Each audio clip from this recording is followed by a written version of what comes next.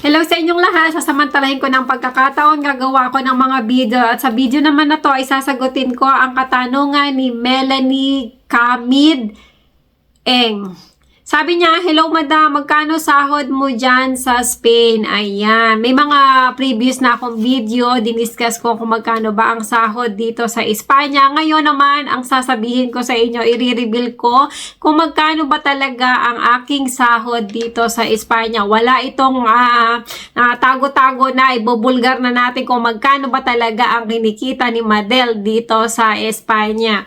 Bali, sa mga hindi pa nakakalam, kung bago pa lang kayo sa channel ko, ako ay may papel na, ako ay resident na dito sa Espanya, ako ay maglilimang taon na dito sa Spain sa August. Well, grabe, napakatagal ko na pala dito. Pero no, habla Espanyol pa rin ako. Konti pa lang ang alam ko kasi nga dito sa bahay ng amo ko ay English ang usapan at dahil nga sa sobrang busy ko, dami ko pinagkakaabalahan, nag-YouTube, kung ano-anong mga side na pinagagagawa, nag-i-agent ng property, ay wala akong time mag-aral ng Spanish.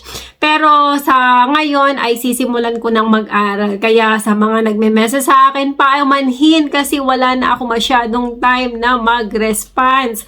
Pero sisikapin ko naman na kahit papaano ay masagot ko ang inyong mga katanungan. Kaya ang hinihiling ko once na magme-message kayo sa akin, isabihin nyo na kung ano ang inyong mga katanungan kahit medyo mahaba yan. Mas maganda para pag nabuksan ko ang inyong mga message ay masagot ko lahat. Kasi minsan pag nasagot ko na ang message nyo, pupunta naman ako sa iba, tapos hindi ko na ulit mababalikan ng inyong message. Kaya yun ang advice ko sa magme-message sa akin ay i-message mo na, itanong mo na lahat ng iyong gustong itanong para minsanan ng ating katanungan. O kaya naman i-comment nyo sa video ng aking mga ginagawa para mamalay nyo isang araw ayan naman ang magawang ko ng video.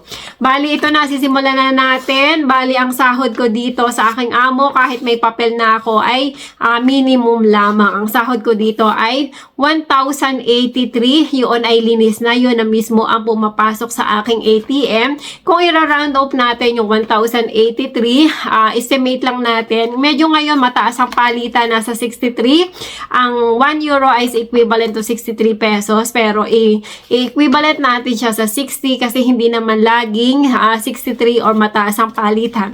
Doon tayo sa pinakang sakto-sakto lang, yung 60. Okay. I-compute ko yung 1,083 multiply by 60 ay nasa 64,980 sa pesos yan.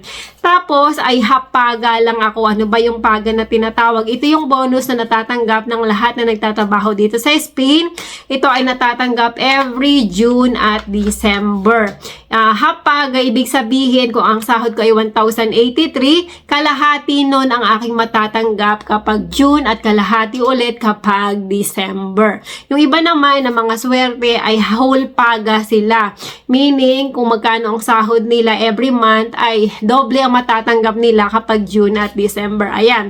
Bali, ang sahod ko dito ay 1,083 which is equivalent to 64,980. Then, meron akong extra na trabaho kapag day off ko.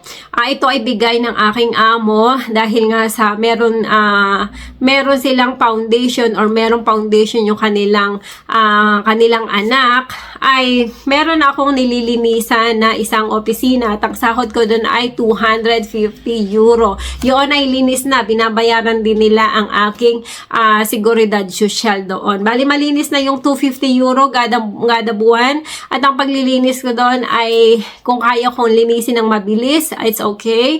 Kung mabagal naman ako maglinis, nasa sa akin kung gaano ko katagal lilinisin yun. Ang gandahan doon ay walang tao doon sa opisina.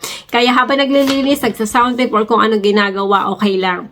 Ang sahod ko ay 250, equivalent sa 15,000. At pinagsama mo yon, ang sinasahod ko sa loob ng isang buwan ay nasa 79,980. Or i-round up na lang natin ng 80 kasi minsan naman hindi lang 60 ang equivalent ng rate dito. Pagpalagay na natin nasa 80,000 ang sinasahod ko dito sa loob ng isang buwan. Kaya Kaya lang, lahat naman ng mga nagtatrabaho dito sa Spain ay may iba pang mga expenses. Pero dahil ako ay sinuswerte, I claim myself na swerte kasi wala akong boarding house na binabayaran. Kaya ang gastos ko lang monthly dito ay syempre pagkain ko at saka pamasahe. Yun nga lang, unfortunately, dahil ako ang gumagastos ng pagkain ko dito sa amo ko. Dahil kasalanan ko talaga.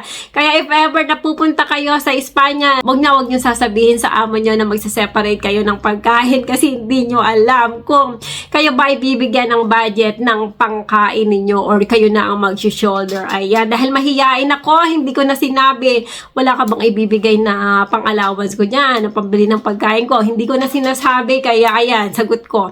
Ayan ang aking gastos lamang dito, doon sa 80,000 sa pesos, ang aking ibabawas doon yung pagkain ko dito sa trabaho ko. At syempre, kapag day off ko, kakain, ayan, syempre, mag-grocery, at saka syempre, pamasahe ko. Pero kagandahan, dahil ako ay nagre-renpe, sa renpe kasi ay napakaganda kasi dito, magbabayad ka lang ng 10 euro, kailangan ay magamit mo yun in 6 months, kailangan makasakay ka with a minimum of 16 sakay. Kapag hindi ka kasi nakasakay ng 16 times sa loob ng 6 na buwan, ay hindi mo mare-refund yung 10 euro. O, di ba, bonggang-bongga, ibig sabihin, libre po ang sakay sa renpe.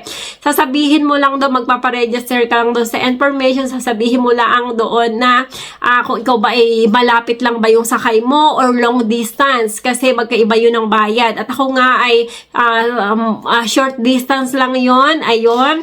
Kaya ang ginagawa ko, hindi na talaga ako nagpapahatid or sundo. Minsan lang ako nagpapahatid sundo kapag talagang kailangan. Lalo na kapag magpapadirect na ako dito sa bahay ng amo ko, nagpapahatid ako. Kaya na ba ako nagpapahatid? Ayan, sa mga hindi pa nakakaalam, meron po kasi akong jowa na Espanyol. Kaya yan, sa kanya po ako. Kaya napakalaking pasasalamat ko po sa aking jowa. Ayan, mega shoutout sa iyo, may amor. Ayan. Kaya ayan po ang aking mga, kung susumahin, kung ako ay magtitipid, ay siguro ay nasa, kung talagang matipid talaga, ay kayang-kayang makapag-save ng 70,000 sa pesos. Pero nasa sa atin yan. Ayan, sana ay nakatulong ang video ito at may natutunan kayo kung magkano ba ang sinasahod ng isang OFW dito sa Madrid.